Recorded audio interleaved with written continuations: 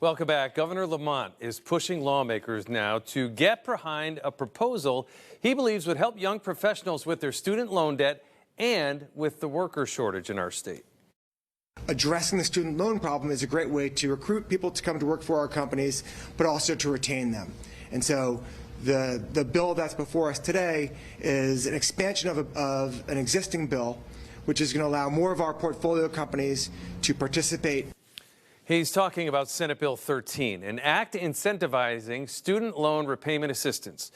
It would expand the current employer tax credit program from employees holding the Connecticut Higher Education Supplemental Loan Authority student loans, which would include instead, if it's expanded, employees holding any kind of student loan. You want to hire somebody who's, a year out of Quinnipiac or 2 years out of getting their medical degree. We've got an incentive program which will pay down $5,250 towards the student's loan, and the company will pay it, but they'll be reimbursed. And so the reimbursement is going to be what's going to incentivize our companies to participate in the program. So it'll be half reimbursed by the state, the other half will be borne by the company.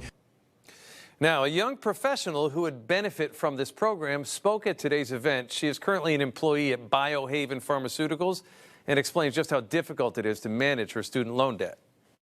After living in an apartment for a year, I decided to make the decision to move back home where I could at least pay off larger chunks of my student loan payment and also save at least some of my income. To this day, I am still working at Biohaven and also working at the restaurant, working a total of 5 shifts a week to pay off the remaining balance of my student loans.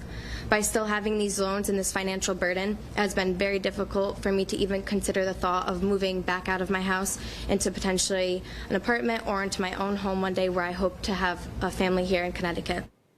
Now, the governor says additional to the programs that would help pay off student loan debt, he's working with universities on ways they can keep their costs down.